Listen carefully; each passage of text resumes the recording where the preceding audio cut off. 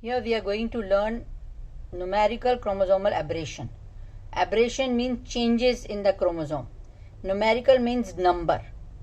So numerical chromosomal aberration is also called number of chromosomal changes. And changes can be taking place in structure of the chromosome, or changes can take place in the number of the chromosome. As the topic says numerical chromosomal aberration, so we are going to learn about changes in the chromosomal number. This is the diagram of the chromosome. The chromosome, this structure is chromosome. The one part of this is shown with the violet dots, another one is shown with the pink color dots. The first one with the violet color dots is called chromatid number 1, and the second with pink dots is called chromatid number 2. Number 2 chromatid is from the mother, from the generation it is coming, and number 1 chromatid is coming from the father. These two chromatids join at a point called centromere. All the divisions of meiosis and mitosis take place from this word centromere only. They during the anaphase, during the metaphase, they line up in the line and they go away from each other when they move to the poles from the centromere, from the chromosomal fibers. Now we see how the representation of diploid and haploid is taking place in normal chromosome, which is shown here, and how it is represented. In the humans, the chromosome number is 46. Also we can say it is equal to 23 pairs. So when we represent the 46 number, which is a diploid, it is represented by 2n. And when we represent haploid structure of humans, we represent n. N is equal to half of this 46. It is represented by n haploid. In the pea plants, the genome or the diploid is represented by 2n is equal to 14. There are 14 chromosomes. But how much is transferred to their offsprings in the plants? Only 7. In the human body also, how much is transferred to us from our parents, father and mother? Only half of it, 23. Haploid structures are seen in the generation when they move from one generation to other. In the maize plant, the diploid number is 2n is equal to 20. These are the chromosomes, with two chromosomes. When they lie together, they are called homologous chromosomes. Both of these are having two chromatids each. It is represented by 1 and 2 here, first chromosome, second chromosome 1 and 2 here, and this is the centromere. This part 1 and 2 chromatid which join at a centromere, these two together are called sister chromosomes because they are from the same chromosome. When I take one chromatid from this one, the inner side, and one on this side which is inner side, which is represented by this green color, it is called non-homologous chromatids. During crossing over, the change of the material or the gene part can be changed from this non-homologous chromatids, and these are also called non-sister chromatids, which is written over here represented by pink.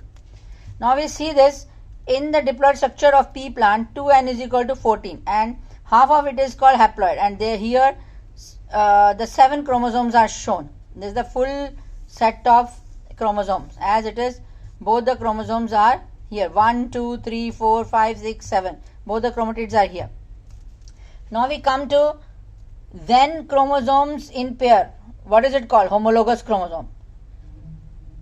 And when we take the normal diploid, how it is changed into aneuploidy and euploidy, and what is hyperploidy and hypoploidy.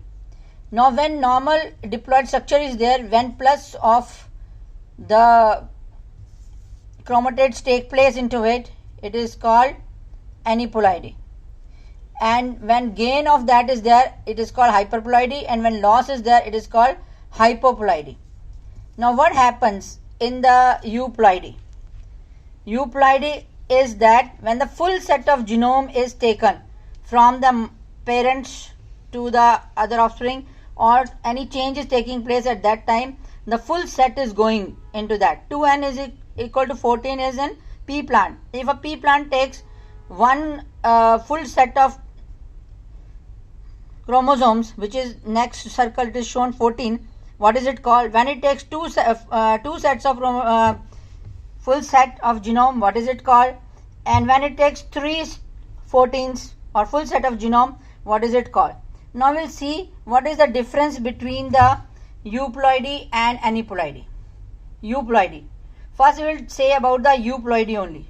Euploidy refers to the state of having a chromosome number that is an exact multiple of chromosome number. Euploidy, a large variation in which the amount of genetic material increases by means of chromosomal sets or chromosome sets. Like here we are showing 2n is equal to 14 plus 14 plus 14 plus 14. It can be diploid, which is represented by 2n, triploid, which is represented by 3n, and tetraploid, which is represented by 4n, are the variations in it. Frequently occurs in plants and rarely in the animals. Euploidy is not taking place in animals at all. It is only taking place in plants. These questions are asked in the exam often. Frequently it is only in plants, not in animals at all. It causes complete non-disjunction and interspecies crosses. It is causing complete non-disjunction and interspecies cross. May lead to formation of new species. Now we come to aneuploidy, which is of two types, hyperploidy and hypoploidy. When gain is there, which is shown by plus sign, and when loss is there, which is shown by minus sign. When gain is there, it is called hyperploidy. The word hyper is used. When loss is there, the word hypo is used, hypoploidy. Now what is aneuploidy? Aneuploidy refers to a condition in which one or a few chromosomes are added or deleted from the normal chromosome number. Aneuploidy comparatively small causes small variation in which the amount of genetic material varies by means of the number of chromosomes. Aneuploidy can be of different types: nullisomy, monosomy, trisomy, tetrasomy, and this is all caused by the variation seen in it. It occurs in both animals and plants. It is not like euploidy only, which is occurring in plants. Aneuploidy occurs in both animals and plants. Causes meiotic non-disjunction, mitotic non-disjunction, and chromosome loss. Leads to imbalance in the number of gene products. Now let us come and see the gametic chromosomal number and what is basic chromosomal number. The gametic chromosomal number. The gametic chromosomal number is always having half the chromosomes. Like human is having 46 chromosome, which is presented by 2n, which is also said to be given the name diploid. Half of it is 23, which is haploid, which is represented by n. What are polyploids? Wheat is hexapolyploid and it is having chromosome number 42, which is a diploid. Half of it is 21, which is haploid. In the wheat, 3 types of genes are shown, which is represented by 1, 2, 3. Number 1 is AA, number 2 is BB, number 3 is DD. 14 plus 14 plus 14 is equal to 42. So this is the full genome of wheat, with which we eat the wheat, which is used, the powder of that is used to make chapatis and all. 21 number is half of the 42, which is showing half of the genome. Gametic chromosomes of this is shown as this. Now we come to the basic chromosomal number. What is basic chromosomal number? Always count on true diploid species. True diploid species means in humans 46 to n is true diploid species. How much chromosome to be transferred to next generation? It is always n. Means haploid number only is transferred from parents to offsprings. If human is having 46 full genome, 23 will be only transferred to the next generation. If P is having 14, only 7 will be transferred to the next generation of the plants. What is tetraploid? Total chromosome number divided by 4. What is diploid? Total chromosome number divided by 2. Hexaploid, which is wheat, total chromosome number divided by 6. Octaploid, total number of chromosome divided by 8. Basic chromosome number of wheat, here again it is shown. What is it? 14 plus 14 plus 14 is equal to, here which I have shown you before, 42, which is diploid, and half of that is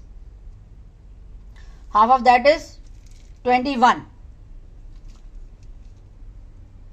female formula in the gametic chromosomal number. It is always total chromosome number divided by 2. Genome of the P is 2n is equal to 14, half is 7, human 46, half is 23, means which is represented by n. 7 is also represented by n. 2n is equal to 14 in P and in human 46. What species is given to their next generation? Human being, father will give 23 chromosome to the next generation. All genetic set of organism transferred to next generation. Only half of it is transferred. Children, here we finish with numerical chromosomal aberration.